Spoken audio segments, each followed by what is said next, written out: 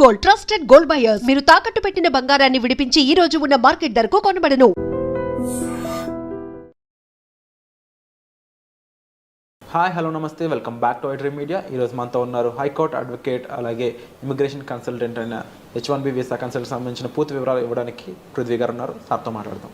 Hi sir. Hi Virat. Sir, current situation of NRI, అమెరికాలో ఉన్న NRI situation ఎలా ఉందంటే అమెరికాలో ఉండలేరు, ఇటు ఇండియా రాలేరు అన్న విధంగా ఉంది. ఎందుకంటారు? అసలు ఏం జరుగుతుంది అక్కడ రైట్ నౌ? ఇప్పుడు అమెరికాలో ఉండేవాళ్ళు పర్మనెంట్ రెసిడెన్సీ కానీ, అక్కడ ఉండేటువంటి రెసిడెన్సీస్, అక్కడ ఉండేటువంటి గ్రీన్ కార్డ్ హోల్డర్స్ కానీ, అక్కడ సిటిజన్షిప్ గురించి కానీ మనం పెద్ద వరి అవ్వాల్సిన అవసరం లేదు. వాళ్ళకి ఆల్రెడీ సెటిల్డ్ దేర్. అక్కడ వాళ్ళని ఏమీ టచ్ చేసేటువంటి ఆస్కారం ఉండదు. మనకి ప్రాబ్లం వల్ల ఎవరికి వస్తుందంటే H1B వీసా మీద వెళ్ళిన వాళ్ళ దగ్గర వస్తే ప్రాబ్లం. H1B వీసా వాళ్ళు వెళ్ళే వాళ్ళకి, అక్కడ ఆల్రెడీ ఉన్న వాళ్ళకి ప్రాబ్లం వస్తుంది. ట్రంప్ ఉద్దేశం ఏంటంటే ముందు అక్కడ ఉండేటువంటి ఎంప్లాయీస్కి, H1B వీసా ఎంప్లాయీస్కి శాలరీలు పెంచేస్తాడు ఫస్ట్. అంటే ఉన్నటువంటి $1,20,000 పర్ యానం US డాలర్స్లో వచ్చేటువంటి ఎంప్లాయీస్ ఎవరైతే ఉన్నారో వాళ్ళకి ఒక్కసారి శాలరీ పెంచేస్తాడు. అంటే $1,20,000 నుంచి $1,40,000, $1,50,000 చేస్తాడు. తన ఉద్దేశం ఏంటంటే ఈ $150,000 జీతం శాలరీ తీసుకోగలిగినటువంటి వాళ్ళు మాత్రమే అక్కడ ఉండాలి. ఓకే.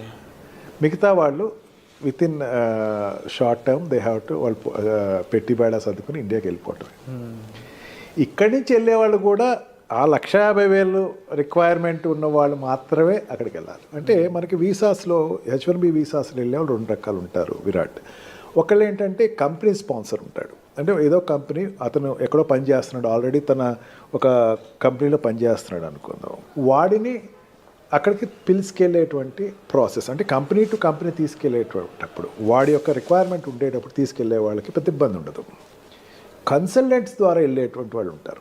కన్సల్టెంట్ ద్వారా ఏంటంటే ఆల్రెడీ అక్కడ ఎవడో ఎంప్లాయ్మెంట్ నిన్ను పిలుస్తారు, నువ్వు ఫేక్ ఎక్స్పీరియన్స్లు పెట్టుకో, లేకపోతే ఏదో పెట్టుకో, ఏదో రకంగా అక్కడికి వెళ్ళిపో అనే వాళ్ళకి మాత్రం ఇది గడ్డుకాలం.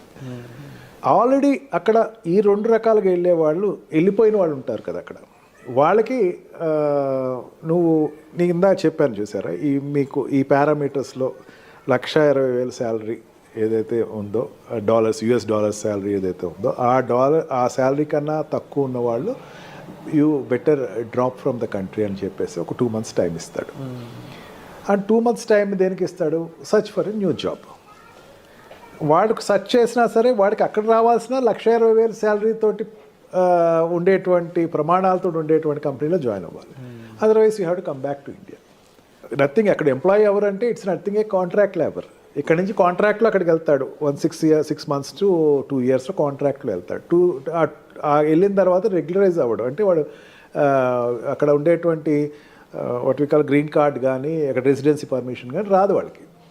వాళ్ళు ఇంకా గాల్లోనే ఉంటారు. అసలు రెసిడెన్సీ పర్మిషన్ రావాల్సిన వాళ్ళు ఇంకా 60 లక్షల మంది ఉన్నారట అక్కడ. ఇంకా 60 లక్షల మంది ఉన్నారు. ఓకే. వీళ్ళందరికీ ఎప్పుడు రాను, వాళ్ళు 3 phases వైజ్గా వస్తుంది. వాళ్ళకి ఫేస్ వైజ్గా రావాల్సి ఎప్పుడు వచ్చిన వీళ్ళకి, I'm not talking about Indians, world వైజ్గా ఉండేటువంటి అక్కడ US ఉన్న వాళ్ళు 60 లక్షల మంది. వీళ్ళందరికీ రావాలి. అక్కడ ఉండే గ్రీన్ కార్డ్ రావాలి. గ్రీన్ కార్డ్ తర్వాత సిటిజన్షిప్ అప్లై చేసుకుంటారు. గ్రీన్ కార్డ్ రాకుండా ఉండి H1B వీసా మీద ఉన్నవాళ్ళు అక్కడ ఉన్నవాళ్ళు, వాళ్ళలో చాలామంది లెస్ దాన్ $1,60,000 మాత్రమే ఉన్నవాళ్ళు ఉన్నారు. $1,60,000 పైన ఉండేటువంటి వాళ్ళు జనరల్గా సాఫ్ట్వేర్ కంపెనీలో ఉండేవాళ్ళు. మనకి ఏంటంటే సాఫ్ట్వేర్ కంపెనీ ఒకటే అనుకుంటే కనపడతాయి, ఇంకా చాలా సెక్టర్స్ ఉంటాయి. ఆ సెక్టర్స్లో ఉండేవి అక్కడ ఆల్రెడీ USలో లాంచ్ అయిన వాళ్ళు ఉన్నారు. వాళ్ళందరూ కూడా $1,60,000 పైన శాలరీ ఉన్న వాళ్ళు మాత్రమే ఇక్కడ ఉంటారు. వాళ్ళకి $1,40,000 చేసేస్తాడు, గ్రాండ్గా చేస్తాడు. ఫస్ట్ $1,40,000 చేసి ఈ $1,40,000కి వాడికి ఇన్పుట్ ఉన్న వాళ్ళు మాత్రమే తీసుకోండి, ఇలాగే తీసుకోవద్దు. ఓకే. మెయిన్ కారణం ఏంటి? నా దేశీయస్తులు అక్కడ ప్లేస్ అవ్వాలి. అంటే అక్కడ జనరల్గా అక్కడికి వెళ్ళే వాళ్ళు అక్కడ ఉండే వాళ్ళతో కాంపిటేటర్స్ అవుతారు. $1,20,000 శాలరీ అండి, $1,20,000 శాలరీ కన్నా తక్కువ ఉండేవాడు అక్కడ ఆల్రెడీ దొరికేస్తున్నాడు. వాడితో వీడి కాంపిటేటర్. నిన్ను తీసుకోవాలంటే నీకు ఎక్స్ట్రా టాలెంట్ ఉండాలి. నీ పర్సనాలిటీ నువ్వు ఎంబోర్డ్ చేసుకోవాలంటే నీకు you must be an extraordinary person for US.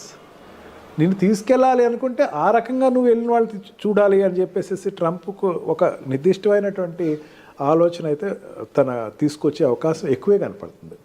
ఈ రకంగా చూసుకుంటే వెళ్ళే వాళ్ళకి ఆల్రెడీ ఎగ్జిస్టింగ్ ఉన్న వాళ్ళకి కూడా కొంచెం ఇబ్బందులు అయితే ఖచ్చితంగా ఉంటుంది. బట్ ఒకటి నా స్ట్రాంగ్ ఫీలింగ్ ఏంటంటే మన ప్రైమ్ మినిస్టర్ తోటి ఆయన మంచి రిలేషన్షిప్ ఉంది. Of course. అని చైనాకున్న వ్యతిరేకత ఇక్కడ టార్గెట్ అంతా కూడా చైనా వాళ్ళ మీద ఎక్కువ టార్గెట్ ఉంది, కానీ ఇండియన్స్ మీద అంత ఎక్కువ టార్గెట్ అతనికి లేదు. ఓకే. ఖచ్చితంగా లీజర్ పీరియడ్స్ ఏదైనా ఉండే పెంచవచ్చు. అండ్ ఈ what we call for example ఇప్పుడు ఎకానమికల్గా చూసుకుందాం.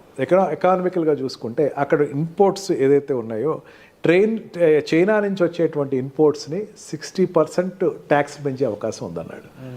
అంటే చైనా నుంచి ఇంపోర్ట్ అయ్యేటువంటి వస్తువులన్నిటినీ కూడా ట్యాక్స్ పెంచే అవకాశం ఉంది. ఇప్పుడు అమెరికాలో ఎక్కువ చైనా గూడ్స్ దొరుకుతాయి మనకి. ఆ గూడ్స్ అన్నిటినీ 60% ట్యాక్స్ పెంచేస్తున్నాడు. ఎందుకంటే డిస్కరేజ్ చేయటం కోసం అని చెప్పేసి తనకి మెయిన్ ఉద్దేశం అది. ఈ రకంగా ప్రతి సెక్టర్స్లోనూ అతనికి ఈ చైనాని ఎంత డిస్కరేజ్ చేయాలి అని ఉంది. He got good friendship with Indian prime minister. Indian తోటి మంచి రిలేషన్స్ అయితే ఉన్నాయి. మెయిన్ ఏంటంటే చాలామంది అనుకుంటూ ఏంటంటే ఇండియాకి చాలామంది H1B వీసాలో ఇండియాకి వచ్చేస్తారు, లేకపోతే ఇండియా వాళ్ళు చాలా ఎఫెక్ట్ అవుతారు. కానీ మరి నాకు స్ట్రాంగ్ నమ్మకం ఏంటంటే ఇండియాతోటి రిలేషన్స్ ఎస్టాబ్లిష్ అయితేనే తనకి చైనాతోటి పోటీ పడవచ్చు.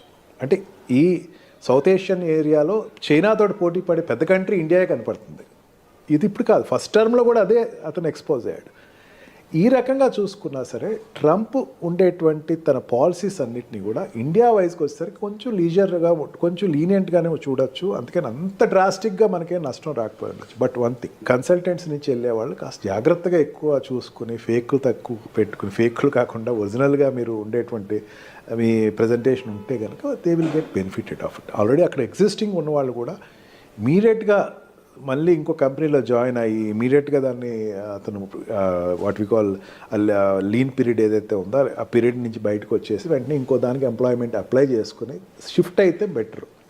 అదర్వైజ్ ఒక రోజు ఏదో ఒక రోజు ఒక పరిస్థితి వస్తుంది, where you have to come out of the country. But one thing, consultants నుంచి వెళ్ళే వాళ్ళు కాస్త జాగ్రత్తగా ఎక్కువ చూసుకుని ఫేక్లు తక్కువ పెట్టుకుని, ఫేక్లు కాకుండా ఒరిజినల్గా మీరు ఉండేటువంటి మీ ప్రజెంటేషన్ ఉంటే కనుక they will get benefited of it. Already అక్కడ ఎగ్జిస్టింగ్ ఉన్నవాళ్ళు కూడా ఇమీడియట్గా మళ్ళీ ఇంకో కంపెనీలో జాయిన్ అయ్యి ఇమీడియట్గా దాన్ని అతను what we call lean period ఏదైతే ఉందో ఆ పీరియడ్ నుంచి బయటకు వచ్చేసి వెంటనే ఇంకో దానికి ఎంప్లాయ్మెంట్ అప్లై చేసుకుని షిఫ్ట్ అయితే బెటర్. అదర్వైజ్ ఒక రోజు ఏదో ఒక రోజు ఒక పరిస్థితి వస్తుంది, where you have to come out of the country. Sir తప్పకుండా ఈ పరిస్థితులు అనేవి ఏ విధంగా వెళ్ళబోతున్నాయని చూడాలి. దీనికి సంబంధించి మీకు ఎటువంటి హెల్ప్ కావాలన్నా సరే డిస్ప్లే అవుతున్న నెంబర్స్ కాల్ చేసి సార్ని మీరు కన్సల్ట్ చేయొచ్చు. Thank you so much.